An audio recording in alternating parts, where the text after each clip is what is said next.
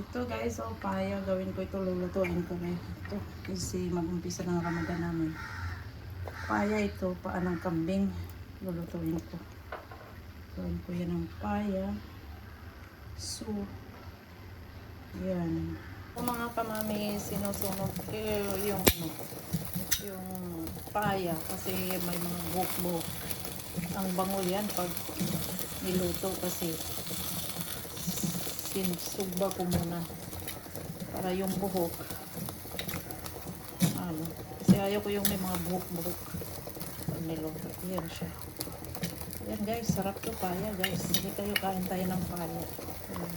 Mga kananay, ito ang paya na sinunog ko ng sandali, yung buhok sinunog ko kasi minsan may buhok, mayroon din wala.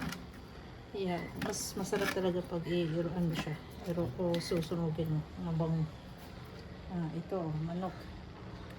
Kasi parating na ang Ramadan. Kaya, ayun, dami kaming order pag mag-umpisa ng Ramadan. Yan, huhugasan ko ito. Tapos maghiwa ko ng sibuyas. Lulutuin ko.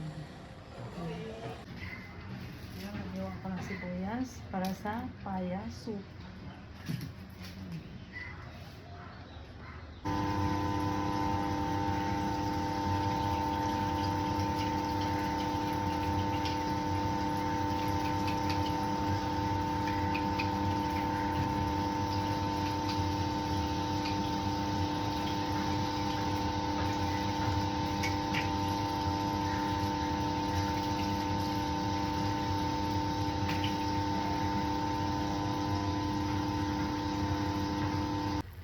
Ito guys, nag-brown na yung sibuyas.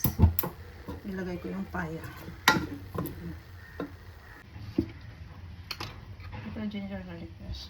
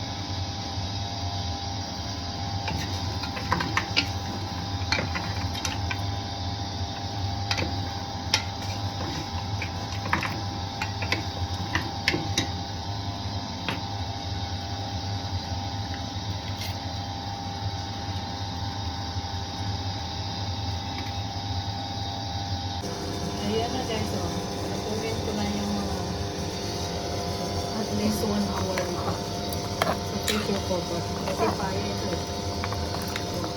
Kailangan malambot siya. Paya. Guys, ready ng paya. Ayan. Ang sarap.